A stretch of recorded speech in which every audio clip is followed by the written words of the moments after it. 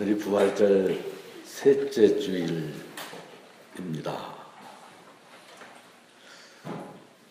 이게 오늘 성가대가 부활절기에 아주 잘 어울리는 노래를 불러주었습니다만 기분은 조금 복잡합니다. 여전히 이 혹독한 어두운 나라의 노래를 우리가 불러야 되나 그런 답답함, 안타까움이 스뭅니다. 달리다 쿰 소녀야 일어나라 그런 뜻이죠. 사실은 이 말 속에는 참 많은 의미가 담겨져 있어요. 달리다 쿰 사실은 이 이야기가 조금 복잡해. 사실은 이걸 완전히 하려면 한 2-3시간 정도의 바이블 스타디가 필요한 아주 중요한 성경 이야기. 21절부터 길게 되는 아주 독특하고 재밌는, 사실은 이게 아주 아름다운 기가 막힌 얘기인데 오늘은 그 얘기를 다 할 수는 없어요. 이게 여기 몇 가지 중요한 우리나라 성경 번역에는 몇 가지 중요한 오역이 있어요. 번역을 하면서 굉장히 고민하는 흔적은 있는데 사실은 아주 중대한 오역이 있어서 약간은 문제입니다만 오늘은 거두절미하고 오늘 드릴 말씀만 해야 되죠. 정해진 시간이니까. 오늘 이야기의 시작은 예수님이 어느 초상집에 도착하는 것에서 시작해요. 그들이 회당장의 집에 이르렀다 이렇게 되어 있지 않습니까? 근데 그 회당장의 집은 초상이 났어요. 그렇죠? 초상이 나서 애가 이미 그 앞에 본문에 보면 그런 얘기가 다 나와. 그 딸이 죽었다. 그래서 사람들이 통곡하고 있다. 그런데 사실은 조금 꼼꼼하게 성경을 보면 이 초상집이 여느 초상집과는 조금 다른 분위기를 가지고 있다는 거예요. 그 초상집의 분위기를 알려주는 성경이 38절인데 38절 후반부에 이렇게 적혀 있어요. 울며 통곡하며 떠드는 것을 보시고. 그렇죠? 한번 우리 따라해 보세요. 울며 통곡하며 떠드는 것을 보시고. 통상적으로 초상집에서 울며 통곡하는 것은 일반적인 일이에요. 당연하겠지만 그러나 왜 여기서 떠들며라는 단어를 덧붙이고 있는지 이게 조금 이상한 표현이에요. 세밀하게 볼 줄 아는 눈으로 보면. 그런데 39절에는 이런 표현이 다시 예수님에 의해서 확인돼요. 어찌하여 떠들며 울고 있느냐. 그렇게 반복되면서 확인하고 있어요. 39절에. 어찌하여 떠들며 울고 있느냐. 있사실은 이제 이 대목에서 우리가 사실은 어떤 힌트 같은 걸 얻을 수 있는데요. 떠들며 울고 있느냐는 이 물음, 생각하면 생각할수록 우리가 통상적으로 쓰는 표현이 아닌 거예요. 여러분 한번 생각해 보세요. 초상집에서 사람들이 울고 있는데 조용히 울든지 떠들며 울고 있는지 그게 누가 뭐라고 할 수 있는 겁니까? 초상집에 가서 누가 울고 통곡하며 울고 있는데 너 왜 조용히 울든지 떠들며 울든지 그건 누구 마음이에요? 누구 마음입니까? 우는 사람 마음이지. 근데 예수님이 왜 떠들며 울고 있느냐고 그것을 문제 삼고 있어요. 제가 조금 이상해서 이게 좀 성경 읽다 걸려. 그래서 조금 이상해서 헬라어 원문 성경을 찾아보니까 이 떠든다는 표현이 조금 문제가 있는 번역이었어요. 이 말은 도르보스라는 헬라 말인데 사실은 단지 떠드는 것이 아니라 소동이라고 번역돼야 정확한 표현이에요. 소동. 마가복음엔 단 2번 이 단어가 나와요. 여기 한번 나오고 5장 38절에 나오고 4장 2절에 나오는데 4장 2절은 무슨 대목이냐면 예수님 이게 유대 지도자들이 예수님을 죽일 음모를 꾸미면서 야 6월절만은 피하자. 백성들이 소동을 일으킬지도 모르니까 백성들이 소동을 일으킬지 모르니까 예수를 처형하는 것은 6월절만은 피하자. 그런 얘기를 할 때 요 도르보스라는 단어가 사용이 되는 거예요. 마태복음에는 이 말이 더 아주 분명한 어조로 쓰이는데 그거는 이제 그 빌라도가 하는 말 속에 이 단어가 딱 쓰여요. 근데 그 뜻은 밀란이라는 뜻이에요. 밀란을 피해야 된다. 난. 그런 점에서 초상집의 분위기를 전하면서 단지 울며 통곡하는 것이 아니라 도르보스라고 하는 밀란, 소동이라고 하는 이 말을 덧붙인 것은 특별한 의미가 있는 말이에요. 여기서 우리가 그걸 눈치채라고 마가가 일부러 이 단어를 적어놓고 있는 거예요. 이것은 단지 초상집의 시끄러움을 말하는 것이 아니라 그 당시 시대 상황을 반영하는 말이라고 해야 되는 거예요. 사실은 이 이야기의 배경에는 아주 중요한 역사적 경험이 배경으로 깔려 있어요. 아주 중요한 역사예요. 우리가 잘 아는 것처럼 마가복음은 언제 쓰여졌습니까? 마가복음은 주 70년경에 쓰여졌다 그래요. 이건 거의 이의가 없는 학계 정설이에요. 마가복음 주 70년. 우리 수요성경 강부에서 공부하면서 다 배웠죠? 마가복음 주 70년에 쓰여졌다. 그거는 복음서 중에서는 제일 먼저 쓰여진 거예요. 마태, 마가, 누가, 요한 이렇게 되어 있지만 사실은 쓰여진 순서로 보면 마가복음이 제일 먼저 쓰여졌어요. 그런데 그 주 70년이 문제예요. 주 70년은 소위 마지막 독립운동이라고 하는 유대 전쟁 발발을 해요. 로마에게 오랜 식민지를 당하다가 이제 마지막으로 한번 우리가 총 민족의 힘을 다 모아서 한번 유대와 붙어서 싸워. 유대 전쟁. 유명한 역사적 사건입니다. 그 유대 전쟁에서 처절한 패배로 해서 이스라엘은 멸망을 당해요. 수백 년 식민 통치를 견디지 못해서 마지막 힘을 모아서 로마에 저항하는 총궐기를 했는데 그렇게 독립전쟁을 일으켰습니다만 처절하게 패배하고 말았다는 거예요. 패배의 결과는 그 전쟁에서 진 결과는 참혹했어요. 돌 위에 돌 하나 남기지 않았다고 역사가들은 기록하고 있어요. 그 하나님의 도성 예루살렘이 다 파괴돼요. 예루살렘은 초토화되었고 그와 함께 모든 역사의 희망은 송두리째 날아가 버린 그 상황에서 마가는 예수의 이야기를 기록하고 있는 거예요. 무슨 희망이 남아있는가? 그런 절망의 한가운데 오늘 마가는 서 있는 거예요. 지금 성경이 대면하고 있는 현실이 바로 그런 것이었어요. 혹독한 패배, 그리고 여기저기서 일어나는 통곡과 울음, 절망, 그리고 잔불이 남아있듯이 드문드문 일어나는 소요사태, 소동. 이제 세상은 망했다. 그런 깊은 절망의 늪에서 사람들은 허우적거리고 있었던 거예요. 오늘 마가가 전하는 초상집, 이상한 초상집, 쉽게 초상집에 쓰지 않는 단어를 갖다 붙이면서 쓰는 그 초상집의 현실은 단지 한 개인의 집이 아니라 그 시대의 정황을 그렇게 오롯이 기록해 내고 있는 것이에요.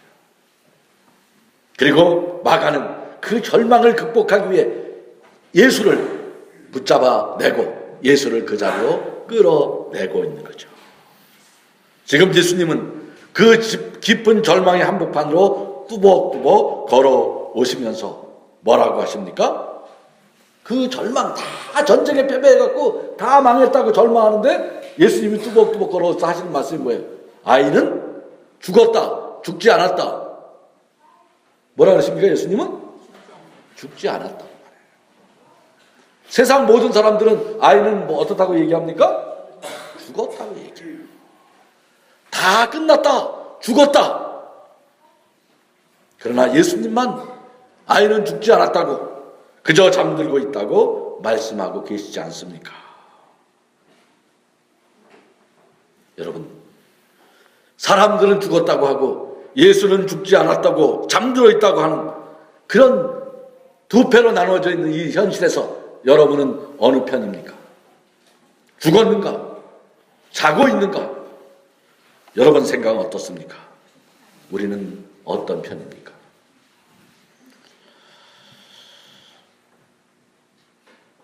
근데 이제 죽지 않았다고 예수님이 그렇게 말하니까 사람들이 뭐라 그럽니까? 예? 비웃었다. 조소, 비아냥. 요즘 말로 하면 뭐예요? 우리 말로 하면 뭡니까? 그게? 사람들이 뭐라 그래서 예수님 되고, 저거 순 또라이 아니야? 그랬다는 거예요. 예수님에 대해서 그 절망의 한복판에서 아니 그렇게 말했을 때 사람들은 그렇게 비웃었다는 거예요.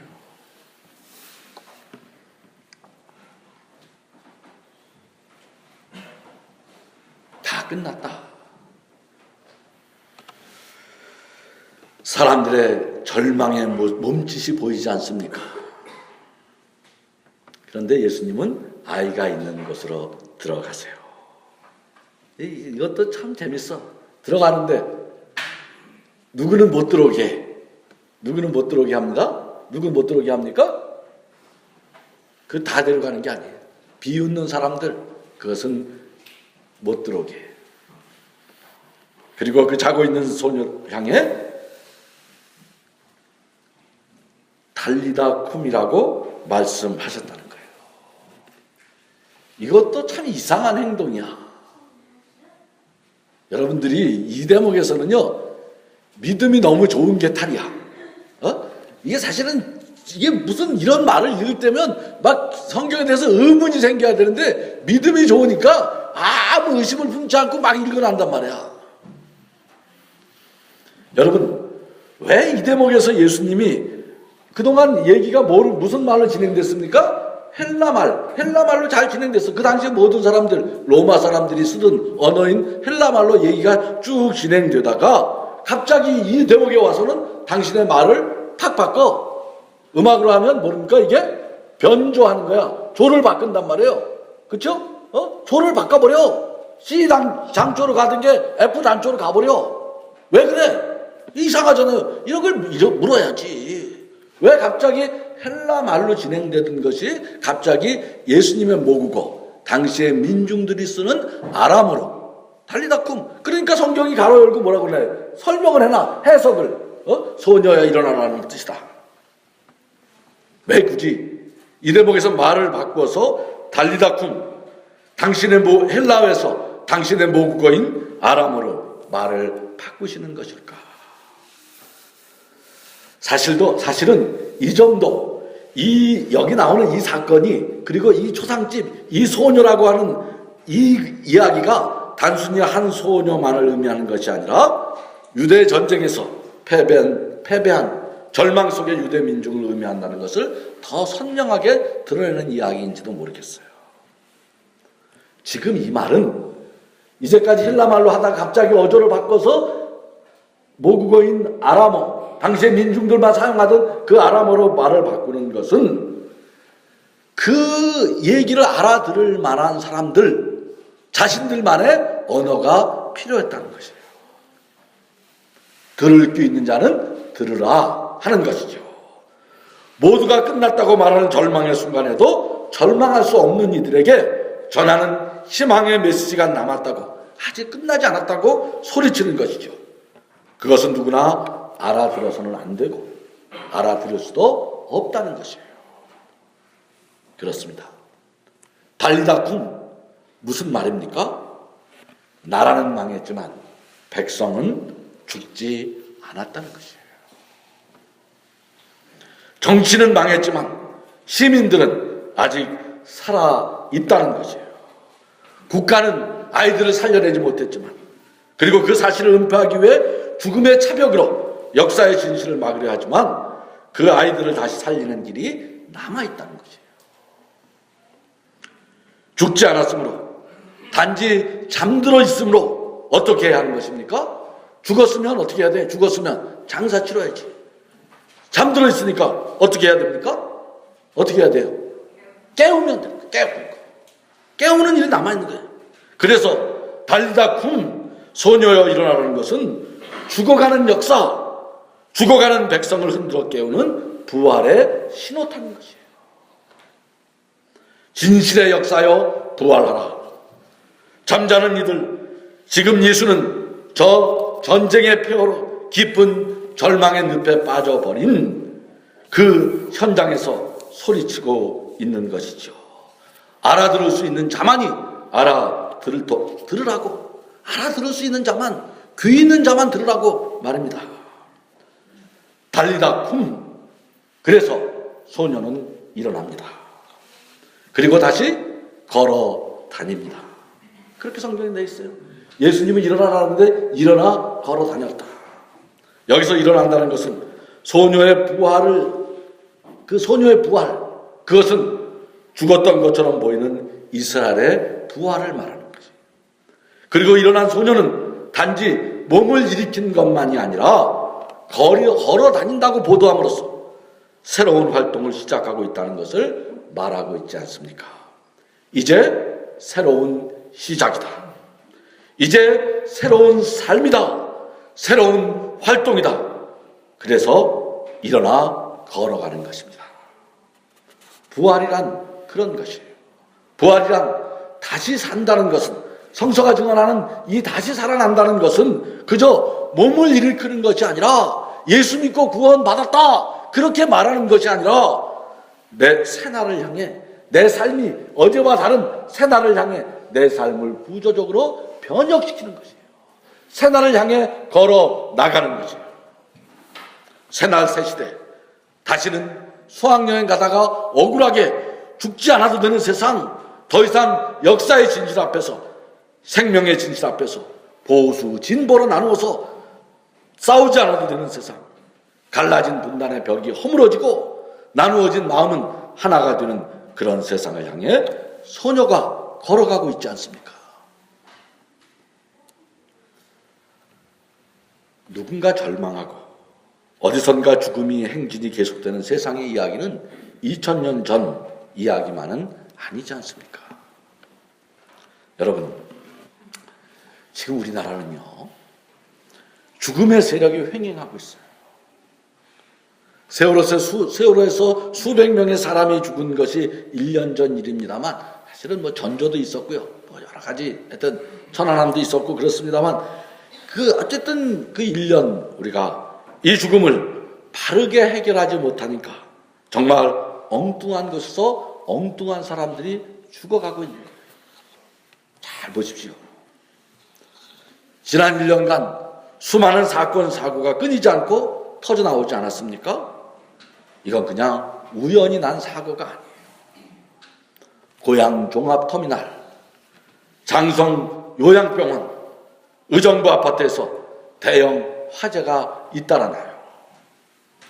1년에 이렇게 대형 사고가 연이어 나온 적이 최근에 있습니까? 무슨 자연재해가 아니고 인재로 말입니다. 심지어는 야영장 텐트촌에서 불이 나서 사람이 죽어요. 텐트 치던 사람들이 어떻게 불 나면 튀쳐나오면 되는데 견고한 콘크리트 벽에 어떻게 사람이 죽나? 지하철 환풍구가 사람을 집어삼켜요.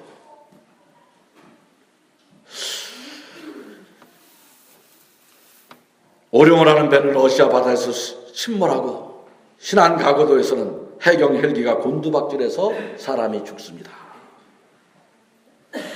해경 헬기가, 사람을 살리는 헬기가 자기가 곤두박질해서 죽으면 돼. 불가항력, 자연재해가 아니에요. 다 막을 수 있는 죽음들, 그 사람들 다 아침에 식구들이랑 인사하면서 직장 간다고 나온 사람들이에요. 참 억울한 죽음의 행렬이 이어지고 있는 것이죠. 그것만이 아니에요. 잘 보십시오. 더 비참한 죽음의 행렬이 이어지고 있어요. 성완종이라는 분이 죽지 않았습니까? 정치와 권력이 어떻게 사람을 죽이는지 우리는 똑똑히 보고 있는 거예요. 왜 우리 정치는 사람을 죽일까? 그런데 자세히 보면요, 거기에 세월호의 그림자가 얼룩져 있어요. 왜 충청도 총리가 필요했습니까? 지난 세월호 이후에 가장 급격한 정치적 변화를 겪고 있는 곳이 충청도였어요. 세월호 이후에 4월 16일 날 있고 6월 달에 전국 지방선거가 있지 않았습니까? 세월호 있고 처음 있는 선거예요. 충청도에 4개의 광역자치단체장이 있어. 충남북도지사, 대전시장, 또 누구 있습니까? 세종시. 4개의 자치단체가 있는데요. 거기 모두 여당이 참패를 해요. 4개의 지방자치단체장이 모두 여당이 지고 야당이 이겨요. 이거는요, 충청도라는 거 우리 잘 알잖아요. 다른 지역의 정치적인 거는 그냥 예견된 대로 다 됐어. 근데 충청도가 놀라운 역전이 벌어진 거예요. 95년도에부터 지방선거가 수없이 많이 했잖아요. 95년도부터 여러 번 선거가 있었지만 그 선거가 생기고 4개 다 야당인 것은 처음이에요. 그래서 권력을 가진 분들한테 뭐가 필요합니까? 누구라도 내가 그 자리에 있어도 그렇고 누가 그 자리에 있어도 누가 어떻게 해야 돼? 충청도를 잡아야 돼. 그래서 충청도 총리가 필요했던 거예요. 충청도 총리를 뽑아내자. 충청도 총리 갑자기 충청도 사람이 없는 게 사람을 찾다 보니까 그 문창극 사태라는 하여튼 대형 참사가 생기지 않았습니까? 문창극 낙마했어요. 그리고 지방경찰청 출신이고 거기 도지사 출신인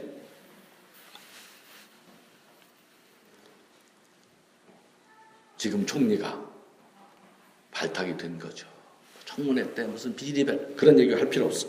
지금 총리가 목숨을 걸겠다고 해서 세상이 시끄럽지 않습니까? 이 사단이 왜 났습니까? 이게 목숨 걸릴 일 아니지. 그런지 모르지만 그만큼 우리 역사가 왜 사람의 목숨을 이렇게 가벼이 여기는 그런 질서가 되어버렸을까? 정말 애매한 사람들이 많이 죽어가고 있어요. 막아야지. 어떻게 막을 수 있습니까?